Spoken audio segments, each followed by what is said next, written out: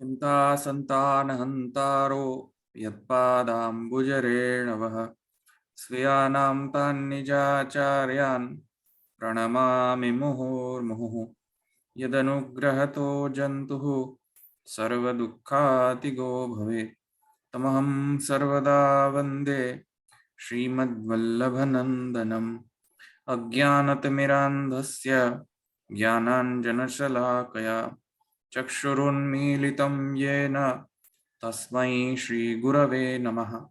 नमामि हृदये शेषे लीलाक्षिराब्धिशायिनं लक्ष्मीसहस्रलीलाभिः सेव्यमानं कलानिधिं चतुर्भिश्च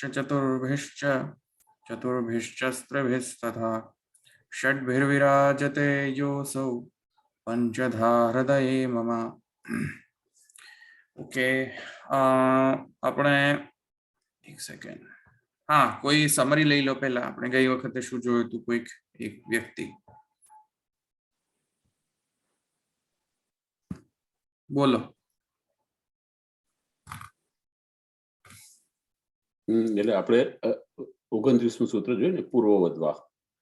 એટલે એનું આપણે પૂર્વમાં જે એનો એકદેશી મત હતો એમાં આપણે એ એમ કીધું કે બ્રહ્મ અને બ્રહ્મના ધર્મો વચ્ચે જે સંબંધ છે એ સ્વરૂપ તૈયાર નથી, પણ કારણ રૂપે છે કે કાર્ય રૂપે છે, નાગંતુક ઔપદિક છે. એની સામે આપણે સિદ્ધ કર્યું કે ના, પ્રકાશ અને પ્રકાશના મુજબ એ સ્વરૂપ તૈયાર છે. હવે આ સૂત્રમાં ભાષ્યકાર એક દેશીના મત પ્રમાણે જ કહે છે ને એને બ્રહ્મની ઉભય રૂપતા છે એમ કહે છે. એટલે કે સધર્મક પણ છે ને નિર્ધર્મક પણ છે. એટલે આ પછી આપણે એમ થયું, પ્રશ્ન થયો કે આ ધર્મો શું પહેલા જ હતા કે પછી પ્રકટ થયા? તો એ એક દેશીના સમજાવવા માટે આ આપણે ઉપપત્તિ ને ઉત્પત્તિ બે વસ્તુથી સમજ્યા છે. ને ઉત્પત્તિ એ એક દેશી માને છે અને શ્રી મહાપ્રભુજી ઉપપત્તિ અને ઉત્પત્તિ બંને માને છે. એટલે ત્યાં આપણે ઉત્પત્તિ પક્ષ વિશે જોયું કે ઉત્પત્તિ પક્ષમાં પણ આપણે એ જ રીતે જોયું કે મૃતિકાના ઉદાહરણથી જોયું કે મૃતિકામાંથી જેમ ઘડો પછી કાર્યરૂપે પ્રગટ થાય છે ને, એટલે તે વખતે જયારે મૃતિકાના સ્વરૂપમાં અવ્યક્ત રૂપે હોય છે અને પછી ઘડા રૂપે વ્યક્ત થાય છે. એવી જ રીતે બ્રહ્મની બાબતમાં છે કે બ્રહ્મે જયારે ઈક્ષણ કર્યું, એકોહમ બહુશ્યામ, એ જે ઈક્ષણ કર્યું ત્યાર પછી જે જગત રૂપે બન્યું તો, અને તે પહેલા એ જગત ઈક્ષણ પહેલા એની સંકલ્પ પહેલા એ નિર્ધર્મક કે અવ્યક્ત હતો અને એ પછી વ્યક્ત થયો. એ આપણે ઉત્પત્તિ પક્ષ જોયો. એટલે કે ઈચ્છા પ્રગટ પછી એ પ્રગટ થયો એટલે ઉત્પન્ન થયો, એ ઉત્પત્તિ પક્ષ. એટલે કે પહેલેથી જ બ્રહ્મ ઉભય રૂપ નથી આ ઉત્પત્તિ માટે. એ બીજું ઉપપત્તિ માટે પણ એ કહ્યું કે પહેલેથી બ્રહ્મ ઉભય રૂપ છે, કે જે અહિકુંડલવત જે શ્રુતિથી કહે છે.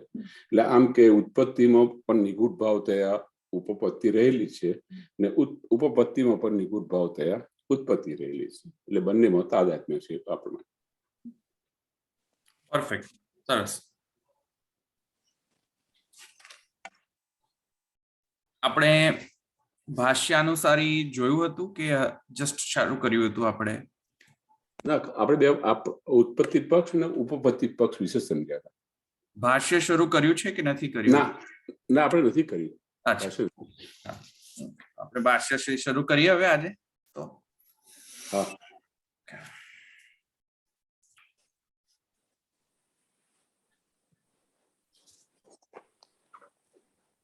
પૂર્વવદ્વા.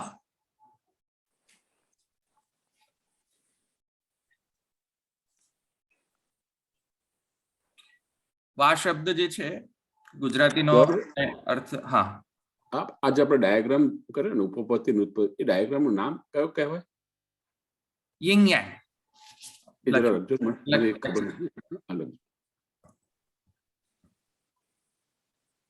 યિંગ યાંગ. હો, એટલે મેથ્સમાં આવે છે આ કે ના? આઈટીમાં એમાં આવે? ના, it's a philosophy. It's a philosophy. Okay. Chinese name. Chinese. લાગે છે Chinese. Yeah. It's pronounced yin yang. yin yang, એટલે n silent છે, yin d silent છે. Y is silent. Yin yang. ing. Oh, ing. Yin yang. Yep. Chinese શીખવું પડે પછી બોલતા. Okay. Okay.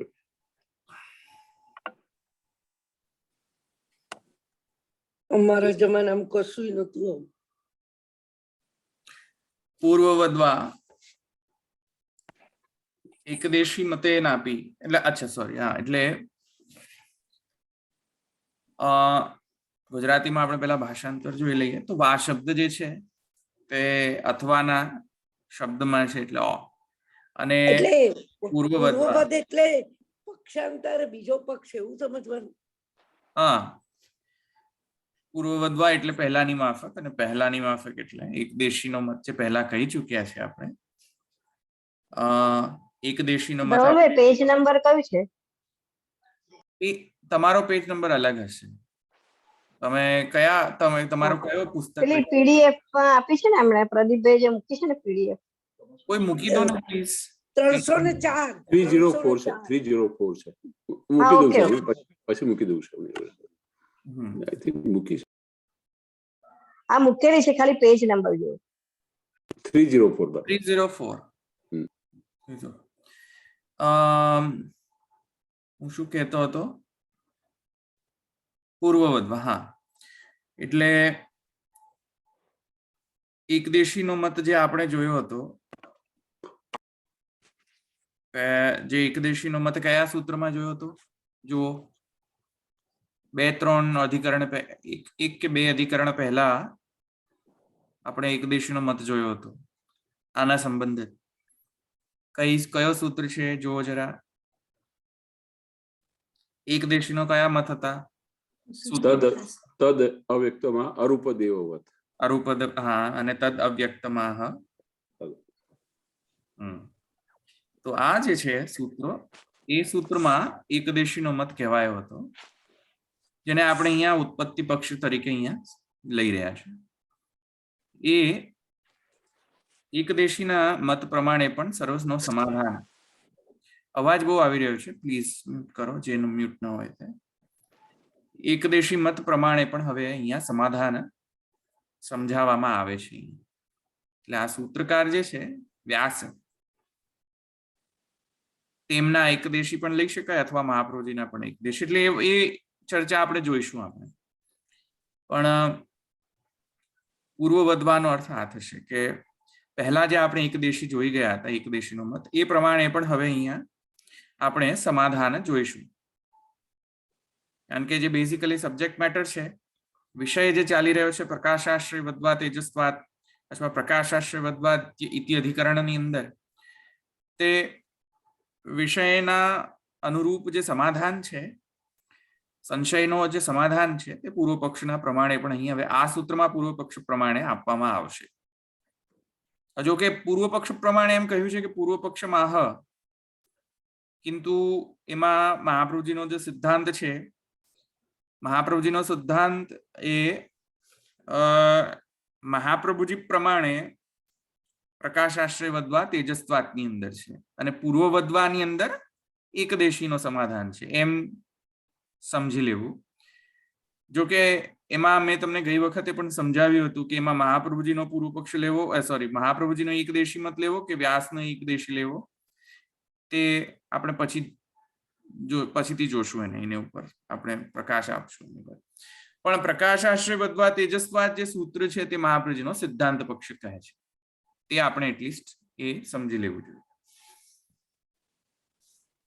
Okay. કહે છે સૂત્ર પ્રયોજન આહુ ગિરધરજી છેલ્લી લાઈન છે. સૂત્ર પ્રયોજન આહુ એકદેશી મતેન ઇતિ સૂત્રસ્થ વા શબ્દસ્ય પક્ષાંતરત્વમ આહુ અથવા ઇતિ. સમજાઈ ગયું ને? મેં તમને સમજાવી દીધું કે વા શબ્દ જે છે તે પક્ષાંતરનો સૂચન આપે છે એટલે કે એકદેશી મત છે. મેં તમને પહેલા પણ કહ્યું હતું એકદેશી મત જે છે તે પણ સિદ્ધાંત તરીકે જ મનાય છે કિંતુ થોડોક એનો ડિફરન્સ આવે. સિદ્ધાંત પક્ષથી તેનો મત થોડો ડિફરન્ટ હોય છે. એનો અર્થ એ નથી થતો કે તે પૂર્વ પક્ષી બની જાય છે. વાત સમજી ગયા ને? મેં તમને પહેલા પણ સમજાવ્યું હતું એકદેશી મત એટલે કેવો, એટલે શું. એકદેશી મત માટે મેં શું કહ્યું હતું પહેલા? છે બ્રહ્મવાદી. ઘણા ઘણા બધા અર્થથી મહાપ્રભુજી સાથે સંમત છે, થોડો ઘણો ડિફરન્સ છે. હા, થોડો ઘણો જ. તેના કારણે એકદેશી મતને પૂર્વ પક્ષ મત ન કહી શકાય. મેં તમને એ પણ સમજાવ્યું હતું. એટલે છે તો સિદ્ધાંત પક્ષમાં જ બ્રહ્મવાદી છે. હા, પણ એમાં થોડોક ત્યાં મતભેદ છે મહાપ્રભુજીથી, એટલું જ બસ માત્ર છે. તેના કારણે કઈ પૂર્વ પક્ષી નથી થઈ જતો. એટલે સિદ્ધાંતતઃ જે એકદેશી મત હોય સિદ્ધાંતના પક્ષથી જ સિદ્ધાંત પક્ષમાં જ ગણાતો હોય છે. એનો પણ સૂત્ર મેં તમને ગઈ 3-4 સેશન્સ પહેલા મેં સૂત્ર આપ્યો હતો, જ્યારે આપણે એકદેશી મતનો સૂત્ર લીધો હતો ત્યારે, યાદ હોય તો એ સૂત્ર પ્રમાણે એકદેશી મત સિદ્ધાંતી તરીકે જ ગણવામાં આવે છે, 100% સિદ્ધાંતી નહીં એમ. ઓકે. સૂત્રસ્થ વા શબ્દસ્ય પક્ષાંતરત્વમ આહુઃ અથવા ઇતિ, આ મેં સમજાવી દીધું. તાદૃશમ વા ઇતિ ચિન્માત્રમ ઇતિ અર્થઃ. તાદૃશમ વા એટલે અહીંયા મહાપ્રભુજી જે મૂળ ભાષ્યમાં કહે છે કે એકદેશી મતેનપી સર્વસમાધાનમ આહ અથવા અરૂપવદેવ હિ ઇત્યાદિ પંચસૂત્ર્યા યહ સિદ્ધાંત કથિતઃ તાદૃશમ વા બ્રહ્મ પ્રતિપત્તવ્યમ. હા, એટલે અહીંયા 5 સૂત્રથી જે એકદેશી મત કહેવામાં આવ્યા હતા પહેલા, એ 5 સૂત્ર જે છે એમાં જે સિદ્ધાંત કહેવામાં આવ્યો એ સિદ્ધાંત પ્રમાણે શું પ્રતિપાદન કરવામાં આવ્યું એકદેશી મત પ્રમાણે કે બ્રહ્મ જે છે ચિન્માત્ર છે. આપણે જોયું હતું ને ચિન્માત્રત્વમ, જોયું હતું ને, મેં તમને સમજાવ્યું હતું કે જ્ઞાન માત્ર. જ્ઞાન માત્ર. હા, એમાં કોઈ ધર્મ નહોતા આવિર્ભૂત. એ મેં તમને સમજાવ્યું હતું ને જે પૂર્વ પક્ષનું. સૃષ્ટિના ઉત્પત્તિ પછી પશ્ચાત જે છે તે બધા ધર્મો ઉત્પન્ન થયા, બાકી તો ચિન્માત્ર હતું. તો એ અહીંયા કહી રહ્યા છે મહાપ્રભુજી કે ચિન્માત્ર ઇતિ અર્થ. તો ઇત્યાદિ પંચસૂત્ર્યા યહ સિદ્ધાંત કથિતઃ તાદૃશમ વા બ્રહ્મ પ્રતિપત્તવ્યમ. તો એ અહીંયા ચિન્માત્રમ ઇતિ અર્થ એમ કહેવાનું. તાદૃશમ એટલે ચિન્માત્ર, તાદૃશમ એટલે એના જેવો. કોના જેવો? ચિન્માત્ર જેવો. અને આ કોના વિશે કહી રહ્યા છે? સમપ કરી રહ્યા છે મહાપ્રભુજી એકદેશી મત શું હતો એ રિમાઇન્ડર. યહ સિદ્ધાંત કથિત તાદૃશમ વા બ્રહ્મ પ્રતિપત્તવ્યમ એમ કહેવામાં આવ્યું. જળજીવ ધર્મ તત્ર ઔપચારિકા, અને ઉપરથી એ પણ શું કહેવામાં આવ્યું એકદેશી મતે કે જળજીવના જે ધર્મો છે ત્યાં બ્રહ્મ તે વખતે બ્રહ્મમાં ઔપચારિક હોય છે, સ્વાભાવિક નથી હોતા. એવું કહેવામાં આવ્યું ને એકદેશી મત પ્રમાણે. જળજીવ ધર્મ તત્ર ઔપચારિકા. એકદેશી મતે એમ પણ કહ્યું હતું કે જળ અને જીવના જે ધર્મો છે તે બ્રહ્મમાં ઔપચારિક ગણાય છે, જે મેં તમને નખના એક્ઝામ્પલથી પણ મેં તમને સમજાવ્યો હતો. કે કેમ કે જેમ નખ છે, મારો નખ છે, મારી જાડે ઓળખાણ આપવી હોય તો હું એમ મારા જાતને ઓળખાણ એવી રીતે થોડી આપું કે જે નખ વાળા છે ભાઈ એ નવલભાઈ. નખ તો મારો માત્ર ઔપચારિક ધર્મ છે, સ્વાભાવિક ધર્મ નથી. મારી જયારે ઓળખાણ આપું, સ્વરૂપ લક્ષણ આપું, સ્વરૂપ લક્ષણ ની અંદર એમ તો થોડી કહું કે નખધારી જે છે તે ધવલભાઈ. તેવી રીતે બ્રહ્મમાં જળ અને જીવ ના જે ધર્મો છે બ્રહ્મની અંદર એ માત્ર ઔપચારિક છે. આ રીતે ઔપચારિક છે. સત્ય તો છે, સત્ય છે ધર્મો, એ માયાવાદી નથી, કિંતુ ઔપચારિક. એટલે કેવા પૂરતા એમ. હા, પણ છે ખરા ધર્મો, મિથ્યા નથી માનતા ધર્મ, પણ છે, પણ ઔપચારિક છે, કહેવા માત્ર. એને કઈ સ્વરૂપ લક્ષણ ન કહેવાય એમ કે, જે મેં તમને મારા નખના એક્ઝામ્પલ યદા તસ્ય આવિર્ભાવ ભાવ તદા વ્યવહાર્યમ ભવતિ ઇતિ બોધ્યમ. જ્યારે એમનો આવિર્ભાવ કરવા ઈચ્છા કરે બ્રહ્મ, ત્યારે જ એનો વ્યવહાર્યતા આવે છે, આવિર્ભાવ તિરોભાવના ન્યાયથી. તો આ થયો એક સમપ કર્યો મહાપ્રભુજીએ. શું? એકદેશી મત. એકદેશી મત. તો નનુ એકદેશી મતાનુસરણમ કિમર્થમ. હવે કહે છે કે એકદેશી મત ના ને અનુસરણ કરીને કેમ અર્થ કરો છો?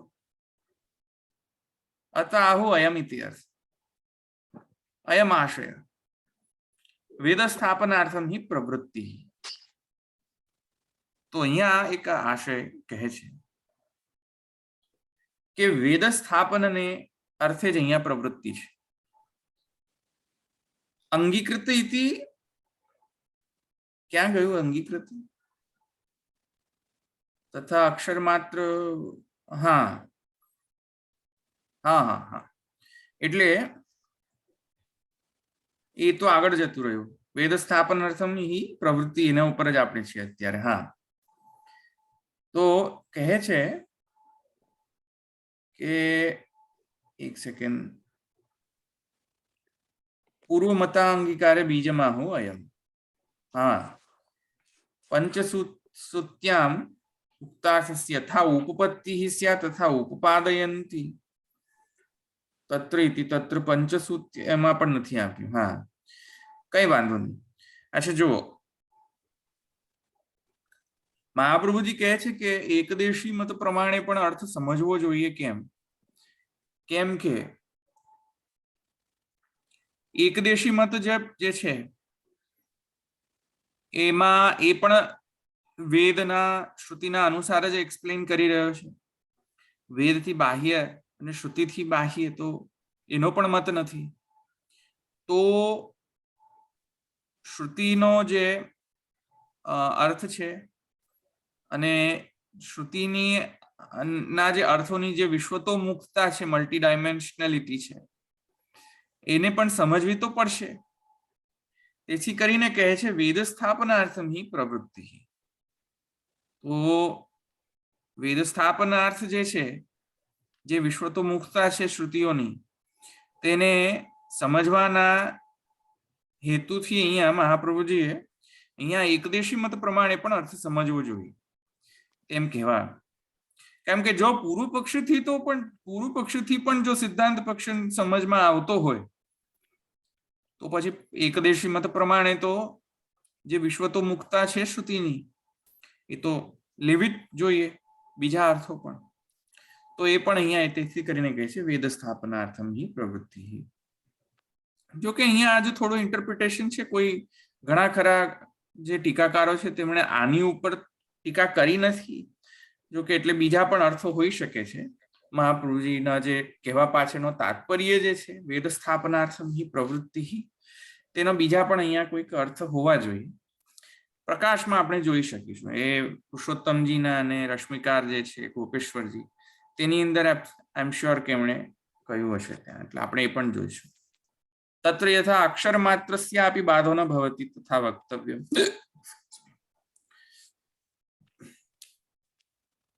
કહે છે અંગીકૃત ઇતિ સધર્મકમ નિર્ધર્કમ. આ અવાજ બહુ છે, કોઈએ નથી મ્યુટ કર્યો?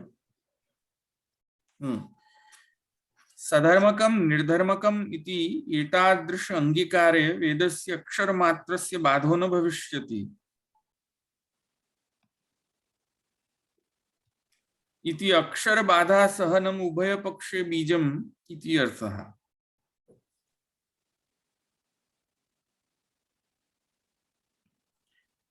હા, એટલે એક મિનિટ,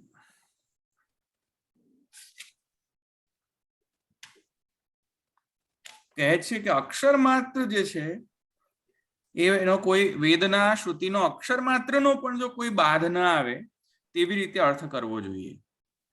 હા, અક્ષર માત્રસ્યાપી બાધો ન ભવતિ તથા વક્તવ્યમ, એવી રીતે અહીંયા અર્થ કરવો જોઈએ કે અક્ષર માત્ર પણ એનો બાધ ન આવે, શ્રુતિનો કોઈ પણ બાધ ન આવે.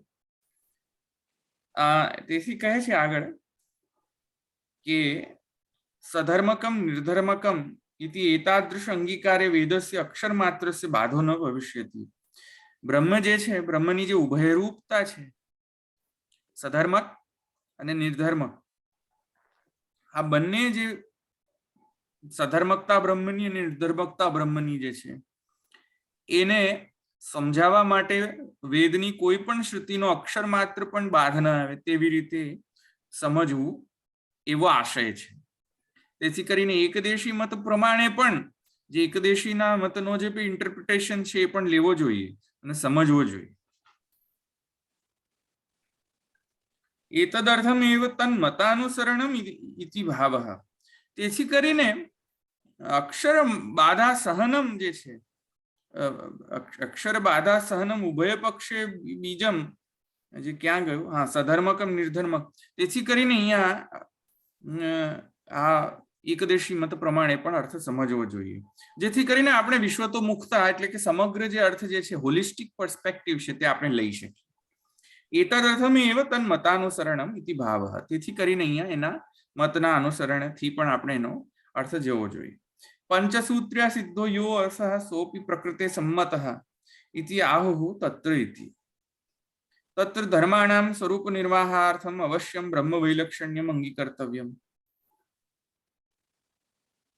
આ ઉપર મૂળમાં છે. મૂળમાં જુઓ, મૂળમાં કહે છે તત્ર ધર્માણામ સ્વરૂપ નિર્વાહાર્થમ અવશ્યમ બ્રહ્મ વૈલક્ષણ્યમ અંગીકર્તવ્યમ. એમાં મૂળમાં જુઓ તો એની અંદર મહાપ્રભુ એટલે એકદેશી મત શા માટે એકદેશી મત પ્રમાણે કહે છે, તો એકદેશી મત કહે, એકદેશી મત શા માટે પ્રયુક્ત થયો છે, તો ત્યાં મહાપ્રભુજી કહે છે કે તત્ર ધર્માણામ સ્વરૂપ નિર્વાહાર્થમ અવશ્યમ બ્રહ્મ વૈલક્ષણ્યમ અંગીકર્તવ્યમ.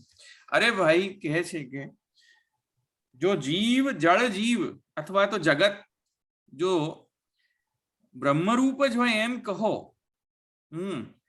જળ અને જીવના ધર્મો છે, બ્રહ્મના જ ધર્મો છે, તો બ્રહ્મ અને જળ જીવથી બ્રહ્મનું વિલક્ષણતા કઈ રીતે સિદ્ધ થશે? જો બધું જ એવું સમજો કે બધા જ ધર્મો બ્રહ્મના જ ધર્મો છે, તો બ્રહ્મની જગતથી વિલક્ષણતા કઈ રીતે સિદ્ધ થશે? બ્રહ્મ જે છે એ જગતથી વિલક્ષણ છે, એની એ કઈ રીતે સિદ્ધ થશે? આવ્યું સમજમાં? તો વૈલક્ષણ્ય તો છે, કેમ કે પાદોસ્ય વિશ્વાભૂતાની ત્રિપાદસ્યામૃતમ દિવી. શ્રુતિ સ્વયં કહે છે પાદોસ્ય વિશ્વાભૂતાની ત્રિપાદસ્યામૃતમ દિવી. એ જગતની વિલક્ષણ, બ્રહ્મની વિલક્ષણતા કઈ છે ત્યાં? કે જો કે જગત જે છે બ્રહ્માત્મક છે, જગત બ્રહ્મમાં સ્થિત છે અને બ્રહ્મમાં લય થશે, કિંતુ બ્રહ્મ જે છે માત્ર જગત ઇદમ એટલે કે ઇદમાત્ર જે છે એ નહીં, એને એટલો જ નથી. ઇદમાત્ર જે નિષેધ કરે છે કે આટલું જ નથી, એટલે કે બ્રહ્મ માત્ર જગત જેટલું છે એટલો જ બ્રહ્મ છે, કે બ્રહ્મ જગતથી પણ વિલક્ષણ છે. તો આદોસ્ય વિશ્વાભૂતાની ત્રિપાદસ્યામૃતમ દિવી, તો એ બ્રહ્મની વિલક્ષણતા છે જગતથી. અને પાછું કહે છે અમૃતમ દિવી, તો ધર્મની પણ વિલક્ષણતા છે જ, અહીંયા કહે જ છે શ્રુતિ. તો એને જસ્ટિફાય કરીને કોણ સમજાવે? તો કહે છે કે તેથી કરીને એકદેશી મત જે છે તે એને જસ્ટિફાય કરીને એને સમજાવી રહ્યો છે. તેથી કહે છે, ઉપરથી એમ પણ કહે છે તથા સતી એકમેવા દ્વિતીયમ ઇતિ બાધઃ પ્રસજ્યેત.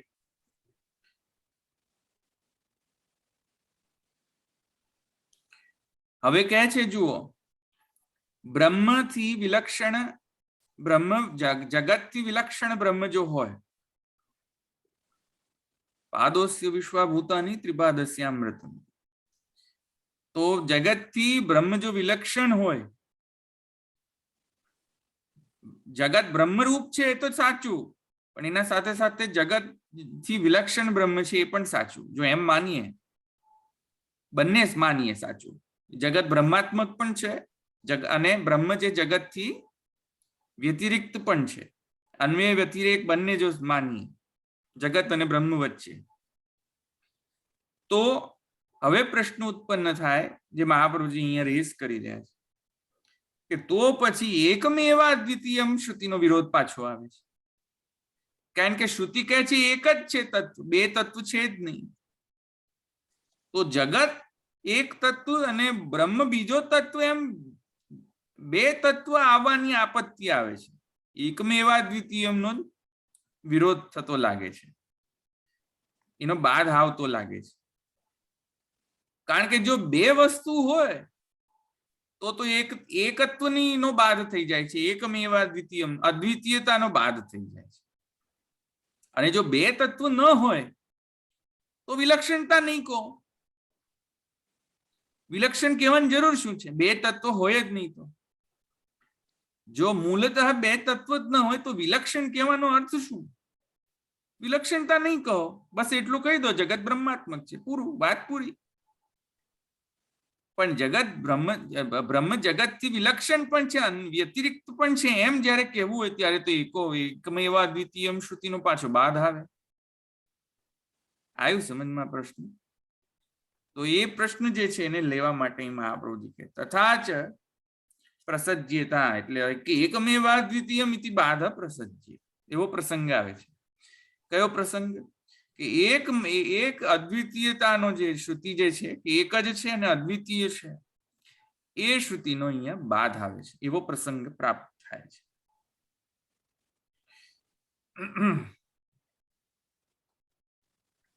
તથા ચ ઉત્પત્ત્યા વિચારે નિર્ધર્મકમ એવ પૂર્વમ બ્રહ્મ ઇતિ પ્રતિપત્તવ્યમ.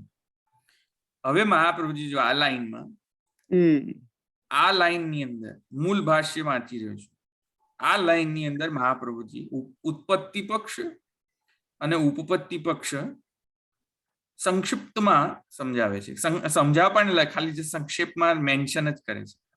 સમજાવવાનું કામ તો નીચે પછી બીજા ટીકાકારો કરે છે.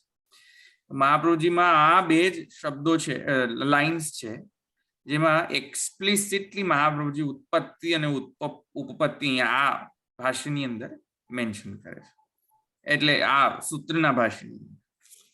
તો મહાપ્રભુજી કહે છે તથા ચ ઉત્પત્ત્યા વિચારે નિર્ધર્મકમ એવ પૂર્વમ બ્રહ્મ ઇતિ પ્રતિપત્તવ્યમ. ઉત્પત્તિના વિચારથી શું કે નિર્ધર્મકમ એવ બ્રહ્મ પૂર્વમ બ્રહ્મ ઇતિ પ્રત્યવ.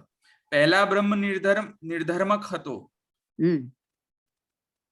અને પછી સૃષ્ટિની ઈચ્છાના પશ્ચાત એકોહમ બહુશ્યામ પ્રજાએની ઈચ્છા જે છે એના પશ્ચાત એ સધર્મક થયો. એવી રીતે ઉત્પત્તિ પક્ષની અંદર સધર્મકતા અને નિર્ધર્મકતાની એક વાક્યતા ગણવામાં આવી છે. પહેલા નિર્ધર્મક હતો અને પશ્ચાત સધર્મક. આ જે પછીથી આવતો જે સધર્મકતા છે એને કહેવાય છે ઉત્પત્તિ પક્ષ, જે મેં લાસ્ટ ટાઈમ સમજાવ્યું હતું. મેં તમને લાસ્ટ ટાઈમ સમજાવ્યું. તો પહેલા એ નિર્ધર્મક હતો અને પછીથી સધર્મક થયો, આવો જે પક્ષ જે છે એને અહીંયા ઉત્પત્તિ પક્ષ મહાપ્રભુજી ગણે છે. તથા ચ ઉત્પત્ત્યા વિચારે નિર્ધર્મકમ એવ પૂર્વમ બ્રહ્મ ઇતિ પ્રતિપત્તવ્યમ. તો હવે અહીંયા જુઓ, કારણીભૂત બ્રહ્મ સકાશાત જગદ ઉત્પત્ત્યા ઇતિ અર્થઃ. હવે આપણે એનો એક્ઝામ્પલ શીખીએ.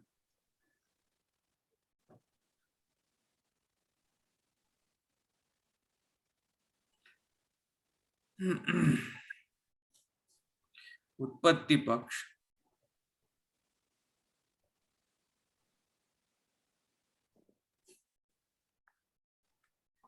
શું કહે છે જુઓ, કારણીભૂત, પહેલા એ નિર્ધર્મક હતો, નિર્ધર્મક પછીથી સધર્મક.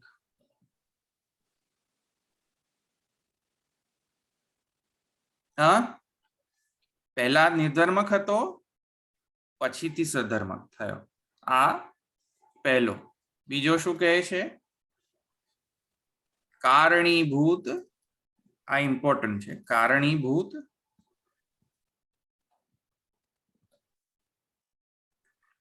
બ્રહ્મ સકાશાત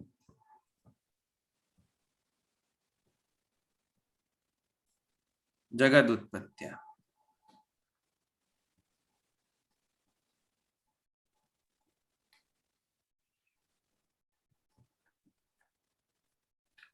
જો આ સમજો. પહેલા આ તો મેં તમને સમજાવી દીધો. પહેલો નિર્ધર્મક પહેલા હતો, પછીથી સધર્મક થયો. બીજી રીતે પણ એને જો સમજવું હોય તો આ રીતે સમજી શકાય છે. ને એક્ઝામ્પલમાં હું તમને માટી અને એટલે મૃતિકા, મૃદ અને ઘટ, આનો એક્ઝામ્પલ પણ દ્રષ્ટાંત તરીકે અહીંયા એક્ઝામ્પલ તરીકે સમજી શકાય છે.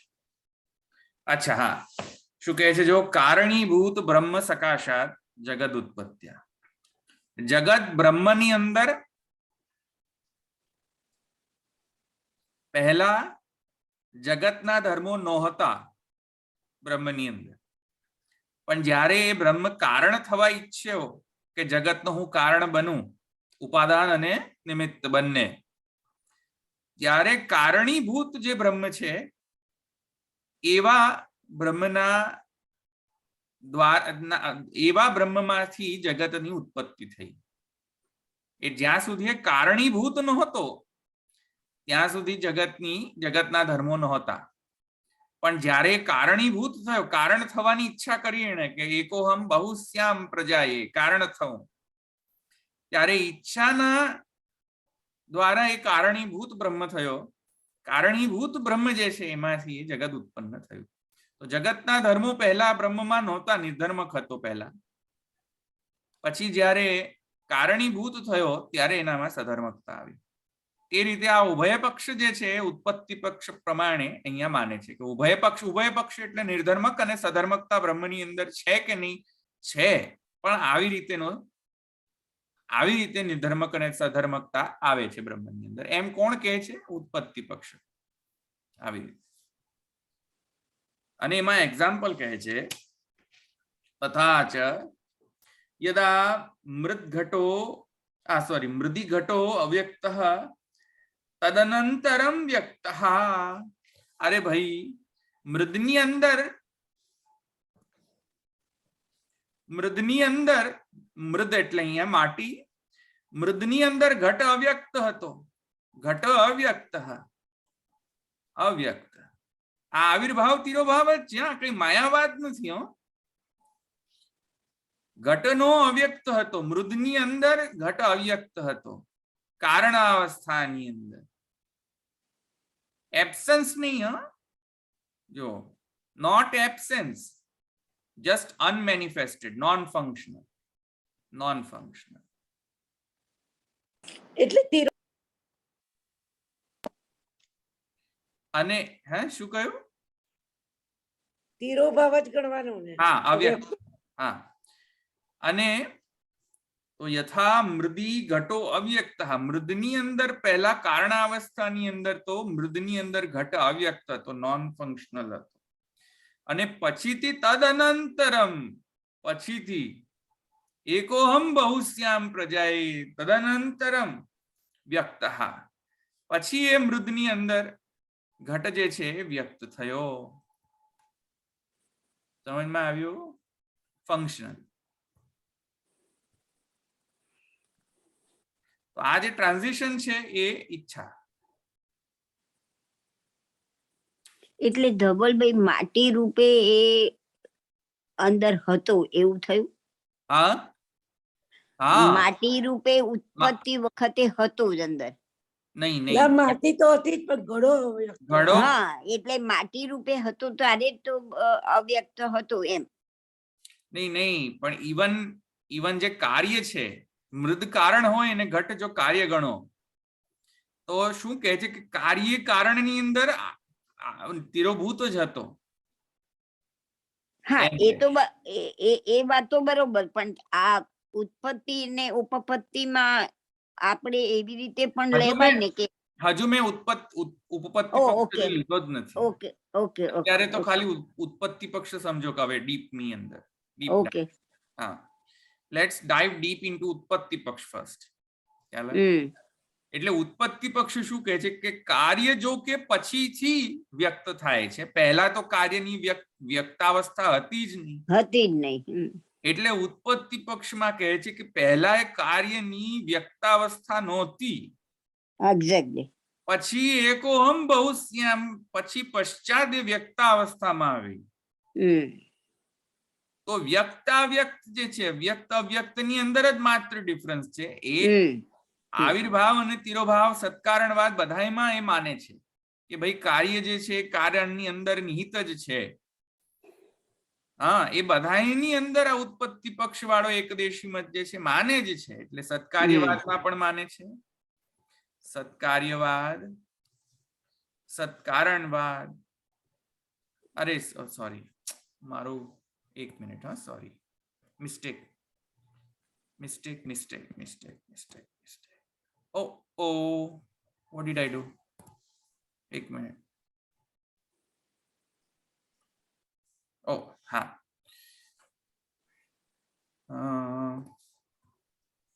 રિમૂવ કરી દેવાનું. હા સત્કારણવાદ, સત્કાર્યવાદ, સત્કારણવાદ આમાં તો બંનેમાં માને છે. આવિર્ભાવ તિરોભાવ એમાં પણ માને છે.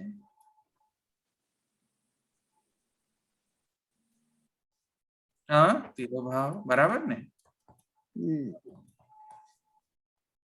અને તાદાત્મ્ય.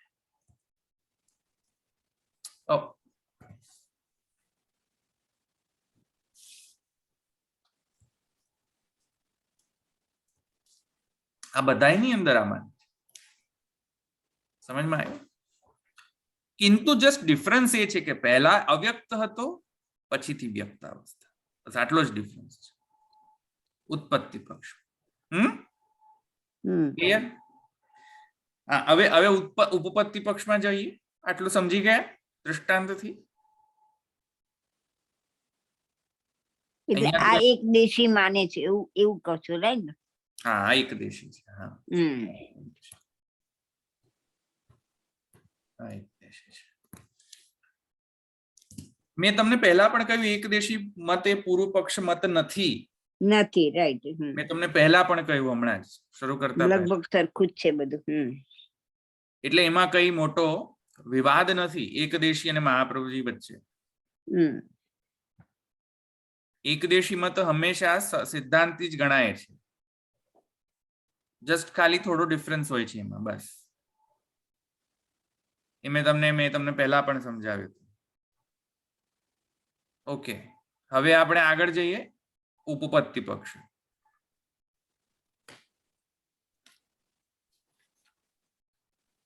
ઓકે હવે મહાપ્રભુજી કહે છે ઉપપત્તિ પક્ષ. મહાપ્રભુજી કહે છે ઉપપત્તિ પક્ષની અંદર કઈ રીતે વિચાર કહે છે. ઉપપત્તિ, એક સેકન્ડ, ઉપપત્તિ પક્ષ.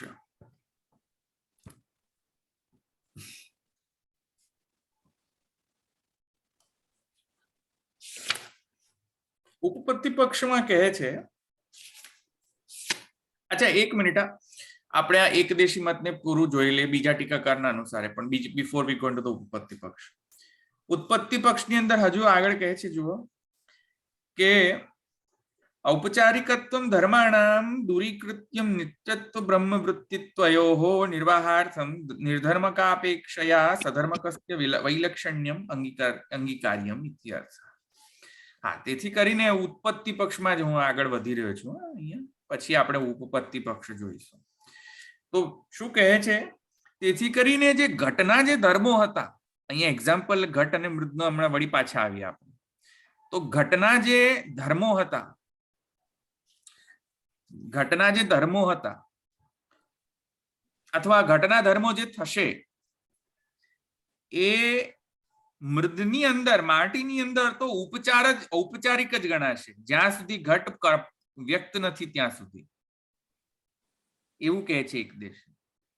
એટલે માટીની અંદર ઘડો અવ્યક્ત અવસ્થામાં હોય તો ઘડાના જે ધર્મો છે એ કેમ કે વ્યક્ત નથી, તે વખતે આવિર્ભૂત નથી પામ્યા, ફંક્શનલ નથી. તેથી કરીને ઘટના જે ધર્મો છે એ માટીના ઔપચારિક ધર્મો કહેવાશે, સ્વાભાવિક ધર્મ નહીં કહેવાય, એવું કહેવાનો અર્થ છે ઉત્પત્તિ પક્ષવાળા. ક્લિયર થયું? હા. ઔપચારિકત્વમ ધર્માણામ દૂરીકૃત્ય નિત્યત્વ બ્રહ્મ વૃત્તિત્વયોઃ નિર્વાહાર્થમ નિર્ધર્મકાપેક્ષયા સધર્મકસ્ય વૈલક્ષણ્યમ અંગીકાર. જેથી કરીને બ્રહ્મ વિલક્ષણ છે, જેવી રીતે મૃદ ઘટથી થોડો વિલક્ષણ છે, તેવી રીતે બ્રહ્મ પણ જગતથી વિલક્ષણ છે. તો મૃદને બ્રહ્મ ગણો અને ઘટને જગત ગણો, ઘટને કાર્ય ગણો અથવા જગતને કાર્ય ગણો, અને મૃદને કારણ ગણો અથવા બ્રહ્મને કારણ ગણો. તે રીતે અહીંયા પેરેલલ પેરાફ્રેઝિંગ કરીને એક્ઝામ્પલને સમજી લો તે રીતે. તો આ ઉત્પત્તિ પક્ષ. એથી કરીને કહે છે કે કાર્યના ધર્મો કારણની અંદર ઔપચારિક છે, એટલે છુપા રહેલા છે એમ. મેં તમને પહેલા કહ્યું હતું, છુપા નહીં. મેં નખનો એક્ઝામ્પલ આપ્યો ને, છે પણ એના ખરેખર ધર્મો નહીં કહું, ઉપચારથી જ ગણીશ ને ધર્મો. કારણની અંદર ઔપચારિક છે. ઔપચારિક છે. સમજમાં આવ્યું? ઔપચારિક છે. આટલા 3 પોઈન્ટ્સ ઉત્પત્તિ પક્ષની અંદર સમજી લેવા. એવી રીતે હવે આપણે ઉપપત્તિ, આમાં કોઈ ક્વેશ્ચન છે ઉત્પત્તિમાં?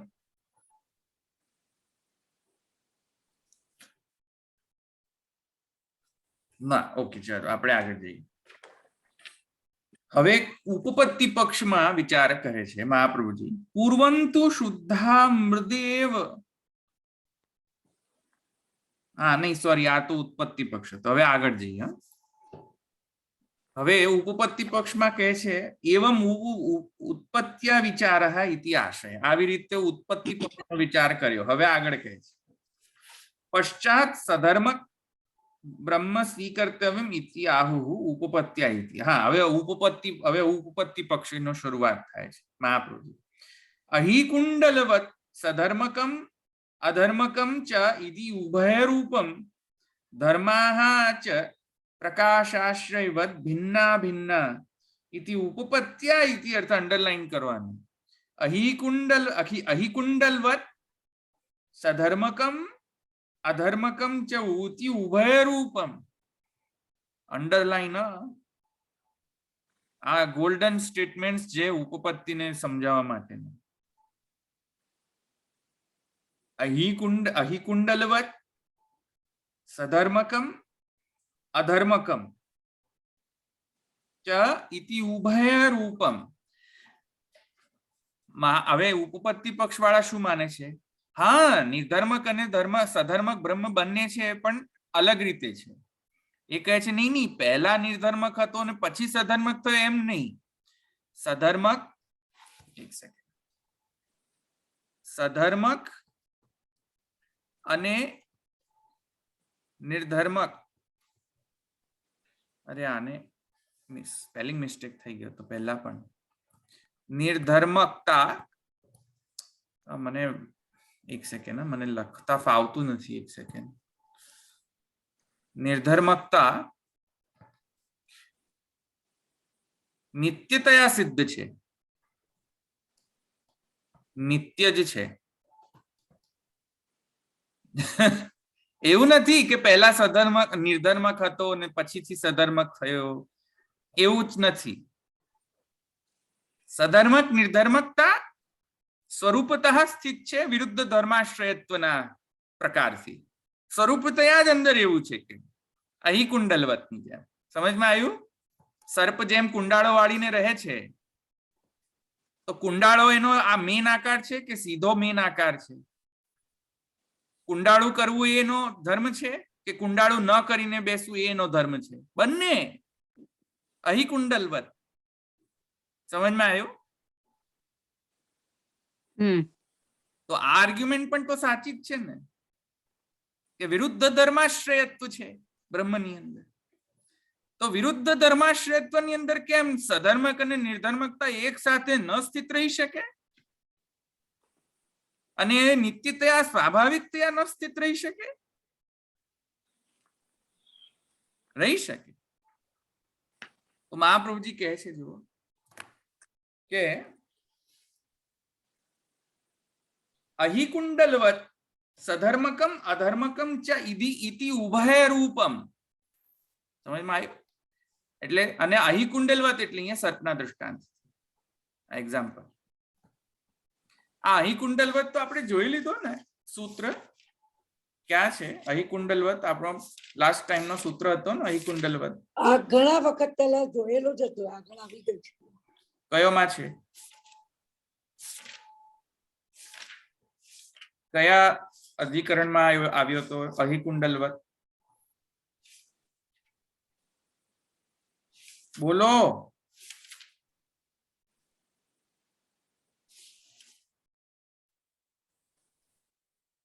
હવે મ્યુટ નથી કરવાનું કે તો ત્યારે મ્યુટમાં જતા રહ્યા બધા. ફાઇન્ડ કરો.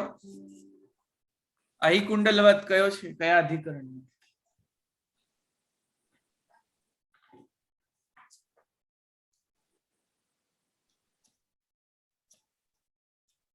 સંભળાય છે? 27. હા, 8મું અધિકરણ. હા, કયો? 3:27. Thank you. 3:27. આ અહીં કુંડલવત નો એક્ઝામ્પલ મહાપ્રભુજી આપ્યો છે ને, જો એની અંદર મહાપ્રભુજી કહ્યું આ મારો પક્ષ છે, કહે છે ને સિદ્ધાંત પક્ષમાં આહુ અહીં કુંડલવત 3:27. ઓ એક સેકન્ડ, 27 નહીં. ઓ ઇઝ ઇટ 27? એક મિનિટ. હા હા 27. ઉભય વ્યપદેશાત્તુ ઉભય વ્યપદેશાત્તુ અહીં કુંડલવત. તો છે ને જો ત્યાં કુ શબ્દ પક્ષમ વ્યાવર્તયતી એટલે અહીંયા સિદ્ધાંત પક્ષ થયો, કારણ કે પૂરું સૂત્ર જે છે એ એકદેશી મત હતો. સમજમાં આવી કે નહીં વાત? ઉભય વ્યપદેશાત્તુ અહીં કુંડલવત જે સૂત્ર છે 3:27 મહાપ્રભુજી કહે છે કે આ મારો સિદ્ધાંત પક્ષ છે. હા, આયો કે નહીં સમજમાં? Yes no? બોલો બીજા. હા, બધા મ્યુટમાં, જયારે મ્યુટ કરવાનું નથી કેતો ત્યારે મ્યુટ કરીને બેસે છે, જયારે હું કહું છું કે મ્યુટમાં રહો ત્યારે બોલે છે. હા, તો સમજમાં આવી કે નહીં વાત? આ વિલક્ષણતા છે ને તારા. વિલક્ષણ. આ વિલક્ષણતા. એટલે મહાપ્રભુજી ઉત્પત્તિ પક્ષને નકારી કાઢે છે એવી રીતે વાત થાય છે? ના ના ના ના ના. તો સકારણ અને બંને એકમાં જ વિભક્ત ને અવિભક્ત બતાવવાનું થયું? નહીં, આ નહીં હું એ જ કહે. અત્યારે મહાપ્રભુજી શું માને છે એ નથી વાત ચાલી રહી.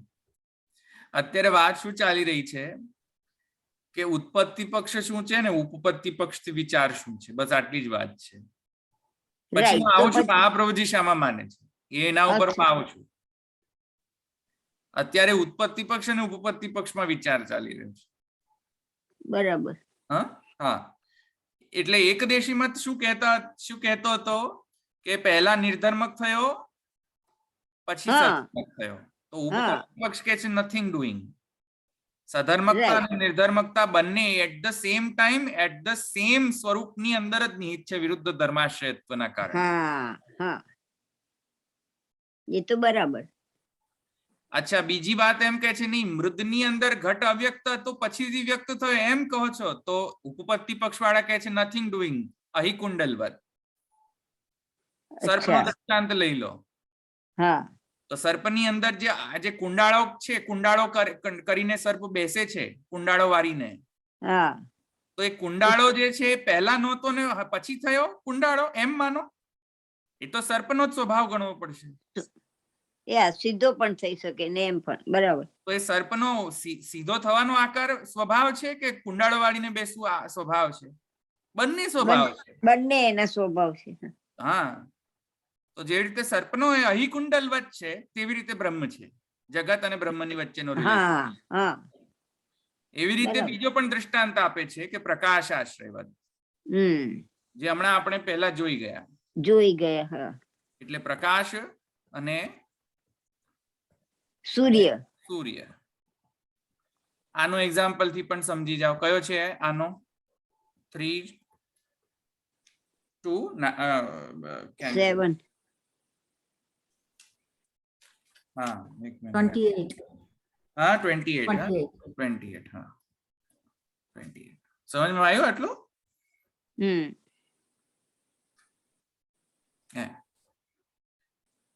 આ રીતે આ એક્ઝામ્પલ છે. બે એક્ઝામ્પલ આપ્યા, અહીં કુંડલવત અને સૂર્યપ્રકાશ. બે એક્ઝામ્પલ આપ્યા. ઉપપત્તિ પક્ષ વાળા હોય બે એક્ઝામ્પલ આપ્યા છે. હવે જો એક પણ પક્ષ વાળા ખોટા નથી. ઉપપત્તિ પક્ષ વાળો પણ એ તો સાચું જ કહે છે, અને ઉપપત્તિ પક્ષ વાળો પણ એના રીતે તો સાચું જ કહે છે પાછળ. એટલે કઈ ઝઘડો નથી પેલા કે હરિપ્રબોધમ ની વર્સિસ પ્રેમ સ્વરૂપ, એવા ઝઘડા નથી અહીંયા.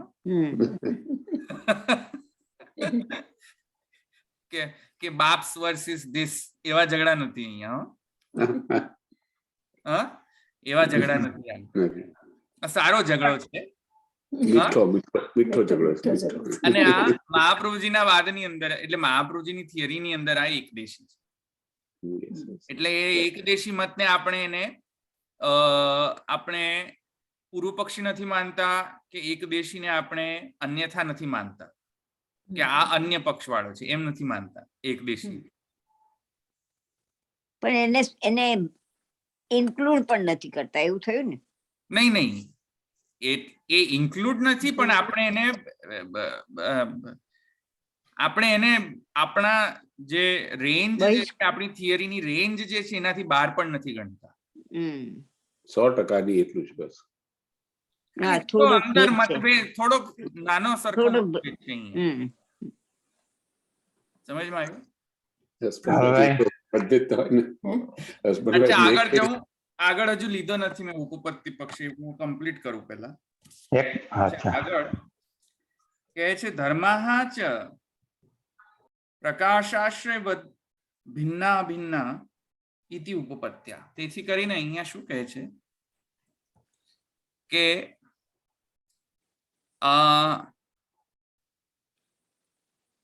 ભેદ પણ છે અને અભેદ પણ છે. બંને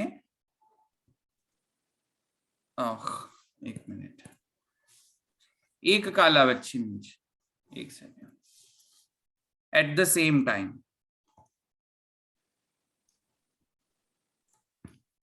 ભેદ અને અભેદ એટ ધ સેમ ટાઈમ સિદ્ધ છે. એટલે જગત થી બ્રહ્મનો ભેદ પણ થોડા અંશે છે અને તત્વના દૃષ્ટિથી કમ્પ્લીટલી અભેદ છે. At the same time. એ રીતે ભલે ને કારણ અવસ્થામાં હોય કે કાર્ય અવસ્થામાં, તે રીતે. તો અહીંયા મહાપ્રભુજી કહે છે, ગીતાજી કહે છે કે અહી કુંડલવત સધર્મકમ અધર્મકમ ચ ઇતિ ઉભયરૂપમ ધર્માહ ચ, હવે ધર્મોનો અહીંયા એક્સપ્લેનેશન આપે છે કે ધર્માહ ચ, ધર્મો પણ પ્રકાશાશ્રયવદની જેમ ભેદાભેદ છે. ધર્મોના સંબંધમાં.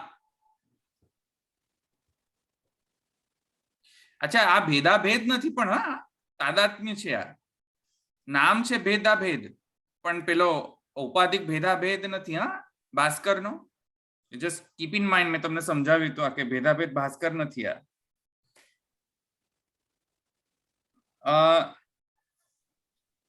હા, તો અને ઈચ્છારામજીનું પણ જોઈ લઈએ એક વખત, પછી આગળ જઈએ. ઈચ્છારામજી શું કહે છે? જો ઉપપત્યા વિચારઃ સધર્મકત્વ સ્વીકારેપી અદ્વૈત શ્રુતિ વિરોધો યથા ન ભવતિ તથા વિચારઃ. અરે ભાઈ, સધર્મકત્વ જે છે શ્રુતિ, એનો તો સ્વીકાર કરવો જ જોઈએ, પણ એટ ધ સેમ ટાઈમ અદ્વૈત શ્રુતિ, અદ્વૈત શ્રુતિ એટલે કે કઈ શ્રુતિ? અદ્વૈત શ્રુતિ એટલે એકમેવા દ્વિતીયમ. આ અદ્વૈત શ્રુતિ લખી લો. અદ્વૈત શ્રુતિ એટલે કે એક જ છે, બીજો નથી. એકમેવા દ્વિતીયમ. તો જો નિર્ધર્મક અને સધર્મક, તો સધર્મકતા પછીથી આવતી હોય નિર્ધર્મકતાની અંદર, તો એ પક્ષદ્વય બે થઈ ગયો. હા, તો પછી સધર્મકત્વ વિચારે આપી સ્વીકારે આપી અદ્વૈત શ્રુતિ વિરોધો યથા ન ભવતિ તથા વિચારઃ. તો ભાઈ હવે કઈ રીતે આપણે એનો વિચાર કરવો જોઈએ જેથી કરીને અદ્વૈત શ્રુતિનો પણ વિરોધ ન થાય અને બંને સમજાઈ જાય, સધર્મકતા પણ લેવાઈ જાય ને નિર્ધર્મકતા પણ લેવાઈ જાય, અને એની સાથે સાથે અદ્વૈત શ્રુતિનો પણ બાધ ન થાય. તે રીતે કયો વિચાર કરવો જોઈએ? તો કહે છે કે પૂર્વાનુરોધેન નિર્ધર્મક અભેદાનુરોધેન તથા ચ બ્રહ્મ હિ કુંડલવત ઉભય રૂપમ પ્રકાશાશ્રયવદ એકમ. આ જુઓ, જુઓ એક વાર જુઓ શું કહે છે આ ઉપપત્તિ પક્ષ વાળા કે નિર્ધર્મક અભેદ અનુરોધેન તથા ચ બ્રહ્મ હિ કુંડલવત ઉભય રૂપમ પ્રકાશાશ્રયવદ એકમ. અહી કુંડલવત ઉભય રૂપ છે. અહી કુંડલવત અને અહી કુંડલવત ની અંદર ઉભય રૂપતા છે. અહી કુંડલવત માં ઉભય રૂપતા વર્ણવી. ઉભય રૂપ કેમ? કેમ કે સર્પ જે છે તે કુંડલની કુંડલ જે એનો કુંડલનો જે આકાર છે તે પણ સર્પનો જ છે, અને સર્પનો જે સીધો આકાર છે એ વળી પાછો એ પણ પાછો સર્પનો જ, અને સર્પ નિરાકાર જે છે એ પણ તમે કહી શકે. તેથી કરીને સર્પનો કોઈ સ્વાભાવિક તો આકાર નથી, તો એ પણ સાચું છે. એ તો ગમે તે સર્પ ધારણ કરે તે રીતે સર્પ એનો ધર્મો ધારણ કરી શકે છે. તો નિર્ધર્મકતા પણ છે, સધર્મકતા પણ છે, ઉભય રૂપતા છે સર્પના એક્ઝામ્પલમાં. અને પ્રકાશાશ્રયવદના એક્ઝામ્પલની અંદર કહે છે કે તત્વનું તત્વથી એક જ છે, એટલે કે અદ્વૈત શ્રુતિનો વિરોધ નથી આવતો. કેમ કે પ્રકાશ અને સૂર્ય છે શું? તેજ. તેજ રૂપતાના કારણે એક જ છે. એક જ છે. એક જ છે. એટલે આ દ્વિતીય છે. આ જે દ્વૈતપણું છે એ ઐચ્છિક છે.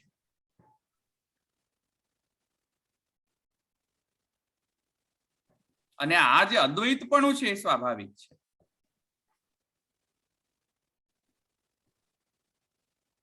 આ સમજમાં આવ્યું? તેથી અદ્વૈત શ્રુતિનો પણ વિરોધ ન થાય.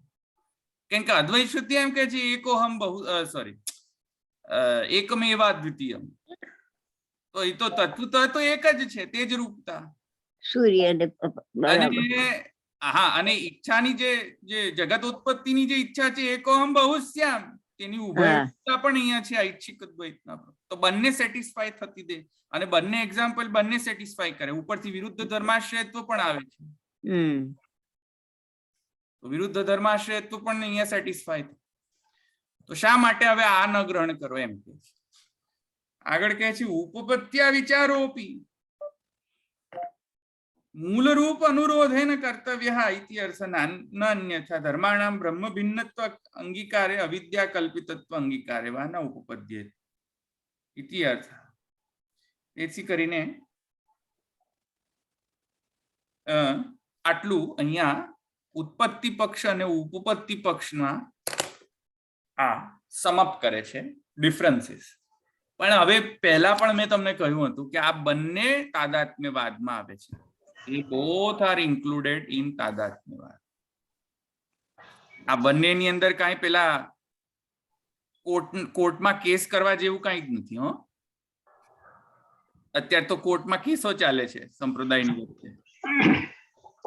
એવું કેસ કરવા જેવું કશું જ નથી. હા બોલો. એમાં એક વાત ઉમેરવા જેવી છે. ઉપપત્તિ પક્ષનો વિધાન ત્યારે જ સાચું બને છે કે જ્યારે એની અંદર પહેલો ઉદાહરણ જુઓ, બીજું ઉદાહરણ જુઓ, ત્રીજું જુઓ કે ચોથું જુઓ, કાળ, કર્મ, સ્વભાવ અને ઈચ્છા ઉમેરાય ત્યારે જે સધર્મક અને નિર્ધર્મકતા એ નિત્ય છે એ સાથે છે એ કહી શકાય. જ્યાં સુધી નિર્ધર્મકતા હોય, આની અંદર કાળ, કર્મ, સ્વભાવ, ઈચ્છા ના હોય તો સધર્મક અને નિત્ય બંને એક સાથે હોઈ શકે નહીં. સર્પની બાબતમાં પણ જુઓ, સર્પ પોતે છે જ્યારે ઈચ્છા કરે છે કે મારે કુંડાળું વળીને બેસવું છે ત્યારે સમય બદલાય છે, કાળ બદલાય છે અને ઈચ્છા થાય છે ત્યારે સર્પ કુંડાળું પણ છે. આટલો ભેદ ઉપપત્તિમાં ને ઉપમાં છે. કોઈ વખતે ક્યારે પણ કાળ, કર્મ, સ્વભાવમાંથી કાઢી નાખો તો ઉપપત્તિ વાતની વાત સમજી શકાય નહીં. પણ એની અંદર જો આટલું ઉમેરો ત્યારે એ સત્ય થાય છે સંપૂર્ણ. ભેદ અને અભેદ. હવે ભેદ અને અભેદની વાત તો બરાબર છે. પછી તમે જે એક વાત કહી આગળ, અહીંયા ક્યાં ગયું,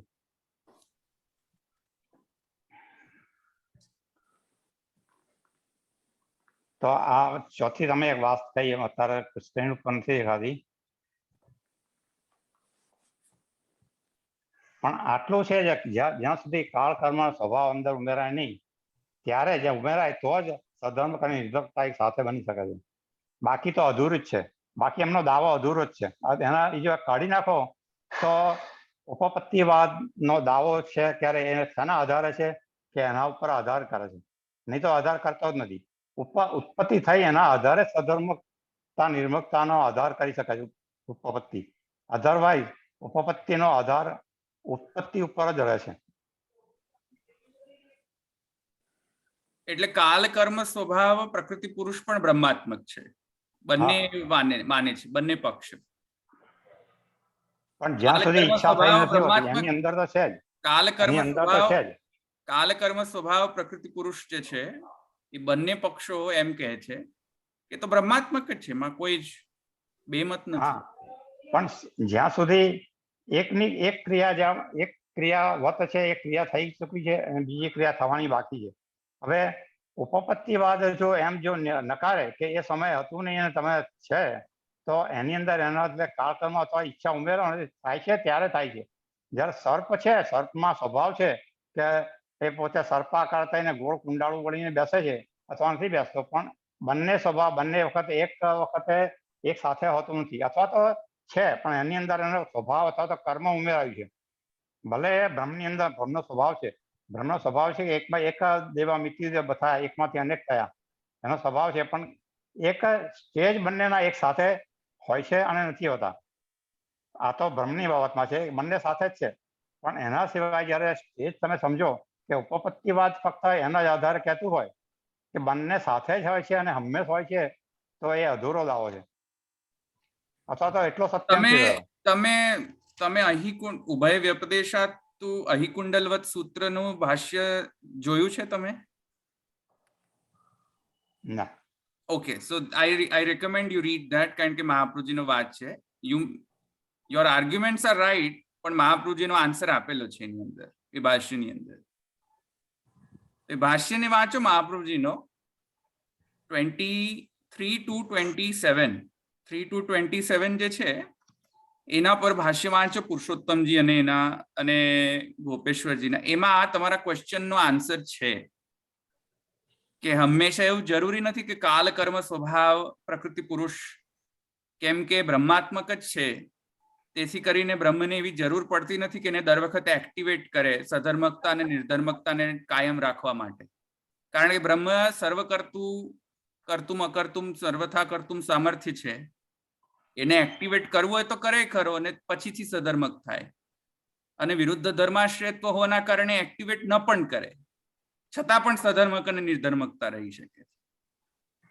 કરતું અકર્તું છે, આ કરતું અકર્તું વખતે જ છે, કરતું અકર્તું વખતે જ એમને પોતાની ઈચ્છા કરવી પડશે કે મારે આ કરવું છે નથી કરવું. બંને એક સાથે તો બે બાજુ દહીંમાં એક સાથે પગ રાખતા નથી એ વખતે.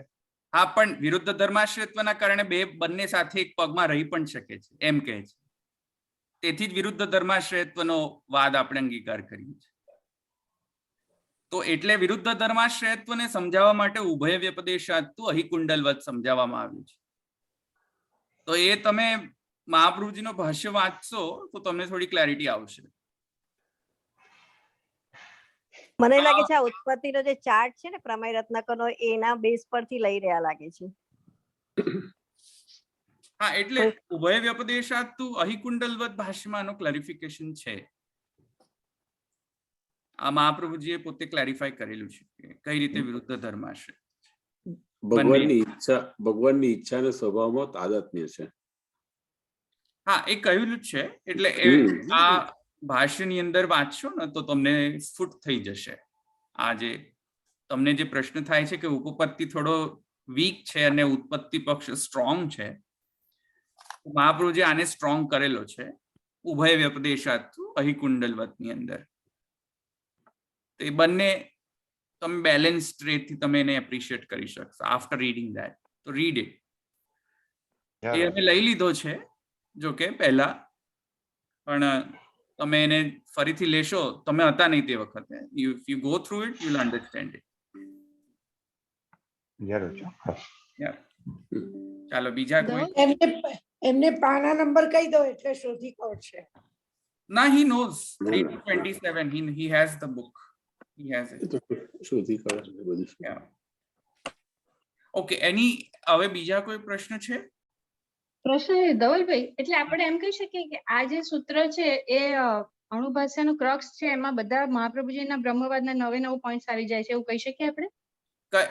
કયો, ફરીથી બોલો, કયો સૂત્ર?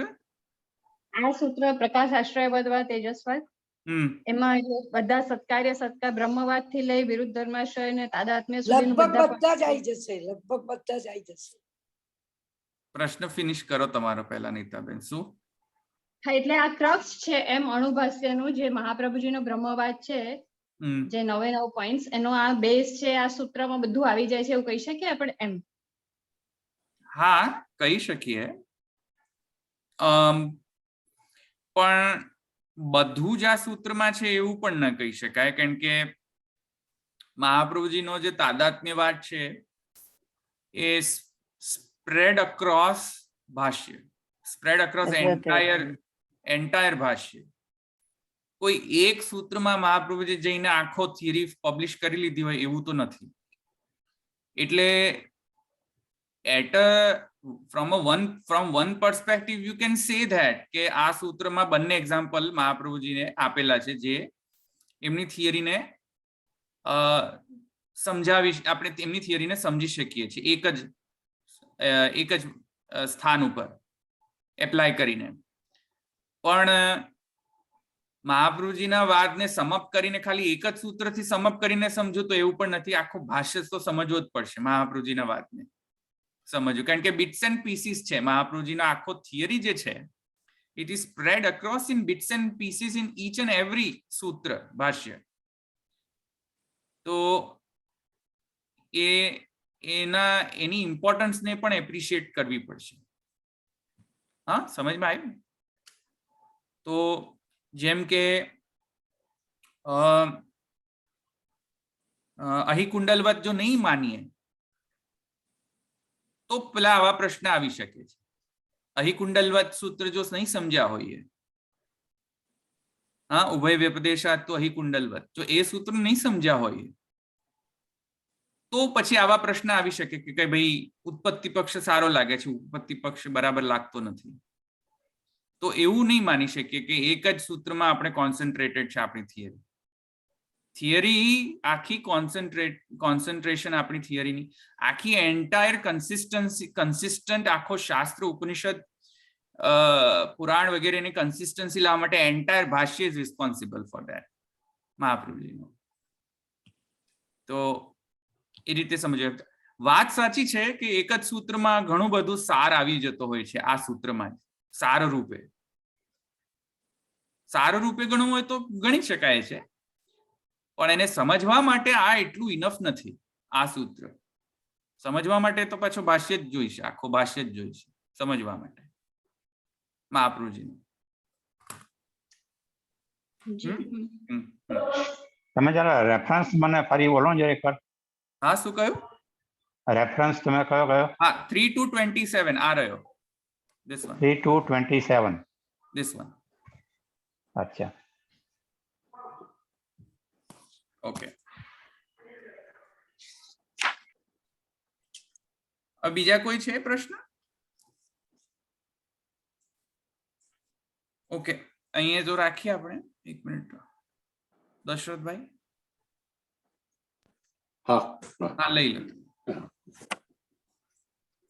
તરણીન ચરણ કેરો ભરોસો, દ્રઢઈન ચરણ કેરો, શિવલ્લભ નખ ચંદ્ર છટાબીન, સબ જગમાં જેમ તેરો ભરોસો, દ્રઢઈન ચરણ કેરો, साधने और नहीं आकली में, जासो होय निवेरो, सूर्य कहा कहे त्रिदया धरो, बिना मूल को चेरो भरोसो, दृढ़ चरण केरो, દ્રઢ ચરણ કેરો